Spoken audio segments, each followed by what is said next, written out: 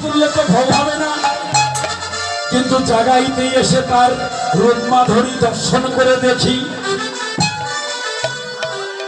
সেই অস্থির বিজয়ী নয়। মেঘে মেঘে ঘর্ষণ লাগলে ম্লান হয়ে যায় বিদ্যুৎ দেখাই, কিন্তু এই আজিকা মন্দির খুলে দেখি যেন স্থির বিজয়ী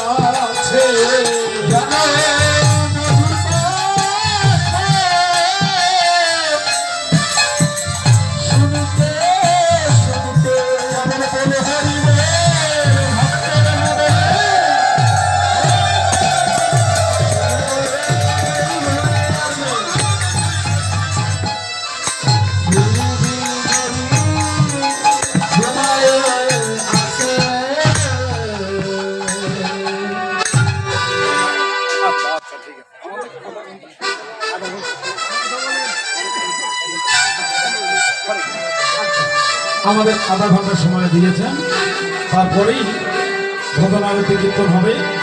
কেননা ভজন আরতির জায়গাটা যদি মন্দির অন্যখানে হতো সেখানে ভজন আরতি চালানো যেত, ওখানে যদি ভজন আরতি হয় এখানে কীর্তন হবে কি সমস্যা হবে, এটাও ভালো হবে না ওইটাও ভালো হবে না। তো আমরা আধা ঘন্টার মধ্যেই আমরা তাড়াতাড়ি করে আমরা যাওয়ার চেষ্টা করব, তারপরে ভজন আরতি কীর্তন হবে।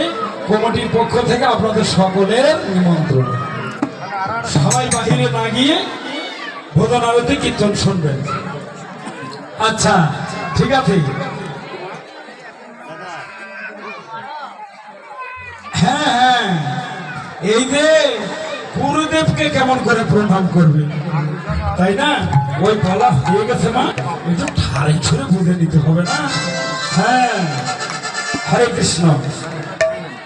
তাহলে আমাদের রাধা নিতাই গৌর নদিয়ায় ঘুমিয়ে আছে।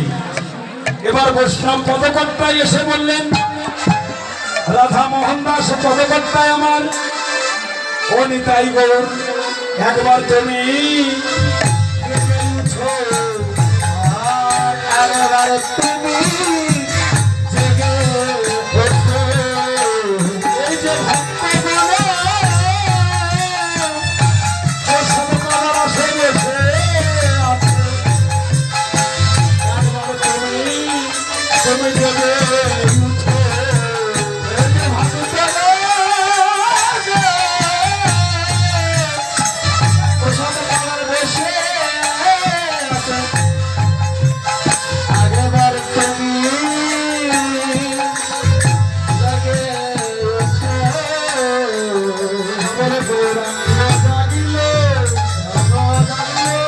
গৌরাঙ্গ জাগিল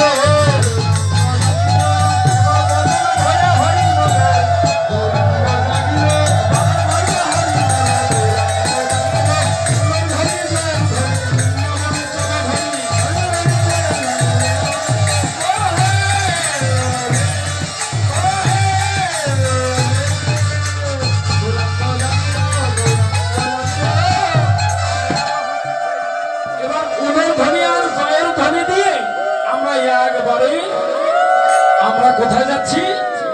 বৃন্দাবন। এবার বৃন্দাবনের আকাশ মধুর, বাতাস মধুর, বৃন্দাবনের বৃক্ষ তরুলতা কীট পতঙ্গ সকল ভক্তগণ মধুর মধুময় মধুর বৃন্দাবন মাঝে আরে দশ